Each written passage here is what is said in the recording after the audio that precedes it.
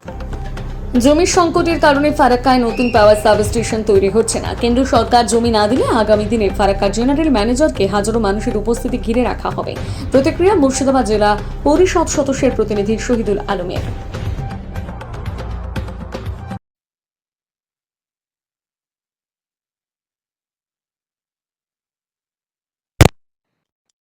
গরমটা যে গেল আমাদের গোটা ফারাক্কার বিভিন্ন প্রান্তে গরমে যে নাজেহাল পরিস্থিতি কারেন্ট নিয়ে, তার একটা স্থায়ী সমাধানের রাস্তা হচ্ছে যে 2018 সালে আমাদের নতুন একটা পাওয়ার স্টেশন স্যাংশন হয়ে আছে, টাকা আলুট হয়ে আছে, 3 বিঘা জায়গা লাগবে।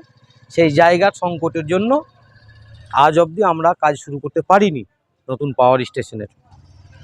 সে প্রসেস চলছে। আমরা বলতেছিলাম যে শীতকাল পেয়েছেন, এই শীতকালের মধ্যে আপনি এমন কিছু করুন, প্রক্রিয়া চালান, যাতে করে আমাদের মহেশপুর, মহাদেবনগর, অর্জুনপুর, গোটা ফারাক্কায় নয়নসুখ থেকে শুরু করে ফিডার ক্যানেলের ওপারটা অনেকটা ভালো হয়েছে, আরও ভালো করতে হবে। নতুন পাওয়ার সাবস্টেশন না হওয়া পর্যন্ত আপনার যাতে করে আগামী গরমটা ভালো হয়, ভালোভাবে কাটে, মানুষ শান্তিতে থাকতে পারে, তার জন্য আগাম আপনি সতর্ক হয়ে যান, কাজ করুন।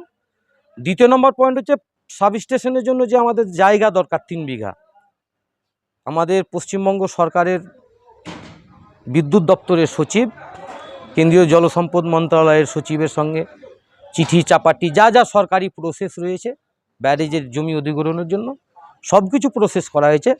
এখানকার আমাদের বিধায়ক, এমপি সবাই চেষ্টা করেছেন। জিএম সাহেবের সদস্য হয়তো ঠিক আছে, উদ্দেশ্য ঠিক আছে, কিন্তু কেন্দ্রের সরকার কেন জানি না এটি 1 একর মাত্র জমির জন্য ফারাক্কার প্রায় 5 লাখ লোককে অসুবিধায় ফেলে রেখেছে।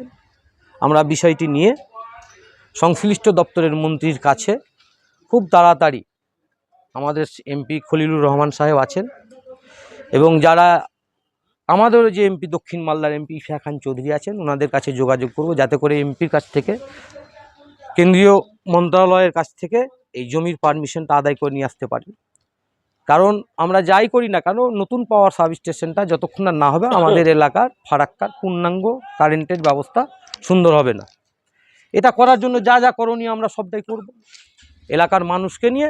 আর বসে থাকা যাবে না, করব। আর যদি না দেয়, কেন্দ্রীয় সরকার যদি মনে করে যে কিছুই করব না, রাজ্য সরকারের ম্যাটার, ফারাক্কার গরিব মানুষ কষ্ট পাবে গরমে, তাহলে ফারাক্কার জিএম সাহেবকে অনির্দিষ্টকালের জন্য ঘিরে রেখে দেবো, হাজার হাজার লোক এনে ঘিরে রেখে দেবো। আমাদের বিশ্বাস এবং আমরা আশা করছি যে খুব তাড়াতাড়ি কেন্দ্রীয় সরকার এই অনুমতিটা প্রদান করবেন, মানুষের অসুবিধার কথা ভেবে, মানুষের স্বার্থে। আর যদি কেন্দ্রীয় সরকার এই গড়িমসি করে, টালবাহানা করে, তাহলে পরে খুব ভুল করবেন। কারণ এখানকার মানুষ খুব ক্ষুব্ধ হয়ে গেছে। রাজ্য সরকার 2018 সালে স্যাংশন করেছেন, তারপরে যদি এই কাজটা আমরা না করতে পারি এলাকার মানুষের সাথে, তাহলে আমরা এটা আপোষ করতে পারি না, আমরা লড়াই করব।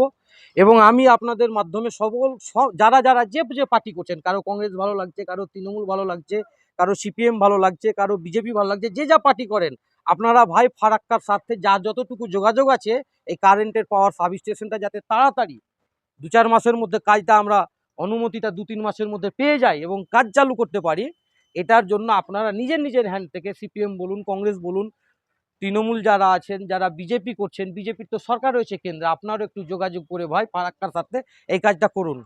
এটা আমি সকলের কাছে এটাও অনুরোধ করলাম। আর সবশেষে একটা কথা বলবো, মানুষের শক্তির চেয়ে কারো শক্তি বড় নয়। যদি সব রকম গণতান্ত্রিক পদ্ধতিকে বুড়ো আঙুল দেখায়, তাহলে পরে আমরা জিএম সাহেবকে ঘিরে রেখে দেবো অনির্দিষ্টকালের জন্য। ধন্যবাদ।